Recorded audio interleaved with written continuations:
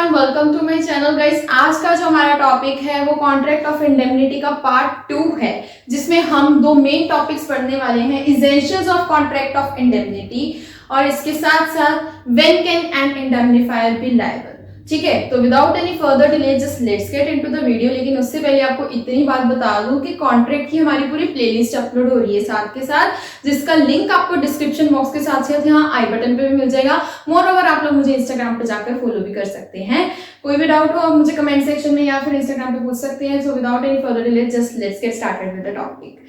तो सबसे पहले हम बात करते हैं essentials of contract of indemnity कि कॉन्ट्रैक्ट ऑफ इंडेमनिटी क्या है। उसको तो हम पार्ट 1 में पढ़ चुके हैं, उसका लिंक भी आपको डिस्क्रिप्शन बॉक्स के साथ साथ यहाँ आई बटन पे मिल जाएगा। लेकिन कॉन्ट्रैक्ट ऑफ इंडेमनिटी जब बनता है तो उसके क्या क्या एसेंशियल्स होने चाहिए। सबसे पहला एसेंशियल है कि दो पार्टीज इन्वॉल्व होनी चाहिए, क्योंकि कॉन्ट्रैक्ट ऑफ इंडेमनिटी में क्या है कि एक पार्टी दूसरी पार्टी को लॉस से बचाती है। ठीक है, अब अगर दो पार्टीज ही नहीं होंगी तो फिर कैसे वो लॉस से बचा सकती है एक party.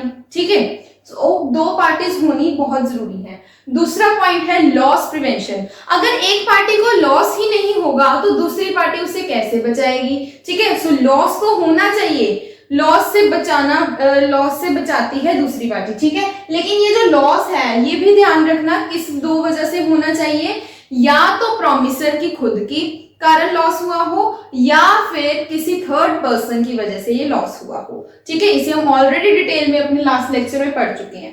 Contract of indemnity express भी बन सकता है और इम्प्लाइड भी बन सकता है। एक्सप्रेस मतलब कि ओरली या फिर रिटन। ठीक है, और इम्प्लाइड मतलब कि दोनों पार्टीज की कंडक्ट ही कुछ ऐसी है कि उनकी कंडक्ट से, उनके एक्शन से ही पता लग जाता है कि ये एक कॉन्ट्रैक्ट बन रहा है। ठीक है, नेक्स्ट है हमारे पास essentials of a valid contract. जितने भी क्योंकि देखिए कॉन्ट्रैक्ट ऑफ इंडेमनिटी एक टाइप का कॉन्ट्रैक्ट है।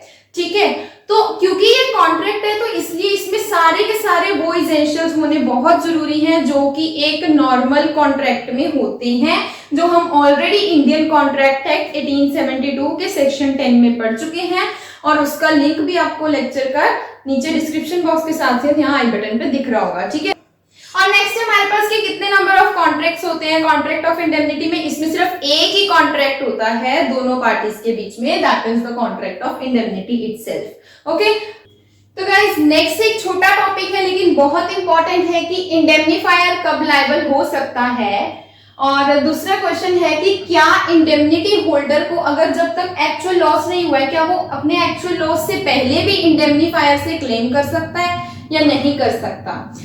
इसे हम एक क्वेश्चन को एक एग्जांपल से आपको अच्छे से समझाते हैं कि मान लीजिए कि राहुल है जिसने अपनी कार की इंश्योरेंस करवाई है इस कंपनी से।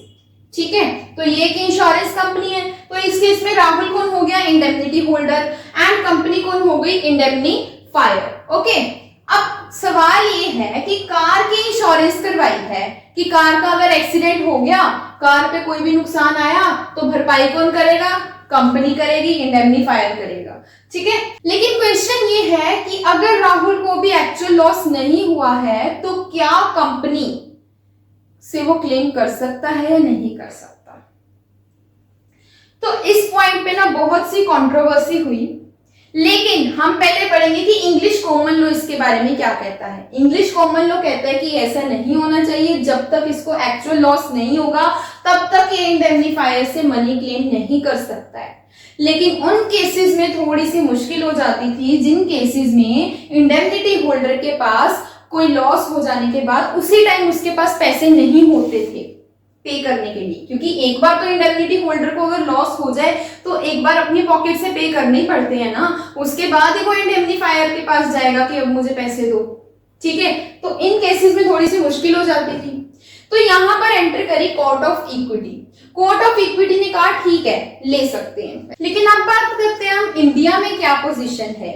इंडिया में डिफरेंट हाई कोर्ट्स के डिफरेंट ओपिनियंस हैं। लाहौर एंड नागपुर का जो हाई कोर्ट है वो कहता है कि ऐसा नहीं हो सकता है, जो इंडेमनिटी होल्डर है जब तक उसको एक्चुअल लॉस नहीं होगा तब तक वो इंडेमनिफायर से क्लेम नहीं कर सकता है। लेकिन बॉम्बे, कलकत्ता, मद्रास, पटना एंड इलाहाबाद, ये सारे के हाई कोर्ट्स जो होते हैं ये कहते हैं कि हाँ ऐसा हो सकता है, क्योंकि कई बार जो प्रॉब्लम होती है, जो मैंने आपको ऑलरेडी डिस्कस करी इंग्लिश कॉमन लॉ में, तो वहां पर क्या होगा, इसलिए हो सकता है इंडेमनिटी होल्डर इंडेमनीफायर से एक्चुअल लॉस से पहले क्लेम कर ले। तो मतलब ये तो थे कोर्ट ऑफ इक्विटी के फेवर में, ठीक है।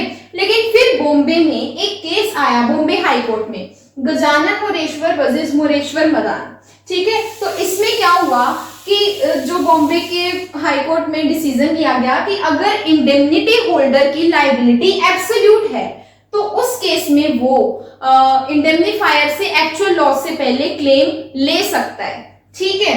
एब्सोल्यूट लायबिलिटी का मतलब हम कह सकते हैं कि अगर इस केस में इसको ऑन द स्पॉट पैसे पे ऑफ करने पड़ रहे हैं राहुल को, तो वो उस टाइम पर कॉल अपॉन कर सकता है इंडेमनीफायर को और कह सकता है कि अब मुझे पे करने पड़ रहे हैं, मेरे पास नहीं है, यू नीड टू पे नाउ, ओके। तो ऐसा कहा गया बॉम्बे हाई कोर्ट में, मतलब जब एब्सोल्यूट लायबिलिटी है तो वो ऐसा कर सकता है। अब लॉ ऑफ कमीशन कहती है कि हाँ, बॉम्बे हाई कोर्ट ने ये बिल्कुल सही डिसीजन लिया है, हम इससे अग्री करते हैं, और जो हमारी लेजिस्लेचर है उसे भी यही सिस्टम अडॉप्ट करना चाहिए कि जब इंडेमनिटी होल्डर की एब्सोल्यूट लायबिलिटी है तब वो एक्चुअल लॉस से पहले क्लेम कर सकता है। ध्यान रखिएगा, ये अभी रूल बना नहीं है, ये बस लॉ कमीशन ऑफ इंडिया ने रिकमेंड ही किया है, बस सजेशन दी हुई है, अभी तक लेजिस्लेचर में ऐसा कुछ रूल बना नहीं है, ठीक है। तो ये थी छोटी सी कंट्रोवर्सी, इसके बीच में क्या हुआ और आप क्या सोचते हैं कि क्या ऐसा होना चाहिए, मतलब क्या इंडेमनिटी होल्डर इंडेमनीफायर से एक्चुअल लॉस से पहले क्लेम ले सकता है या नहीं ले सकता? अपनी सजेशन या अपनी राय नीचे कमेंट सेक्शन में मुझे जरूर दीजिएगा।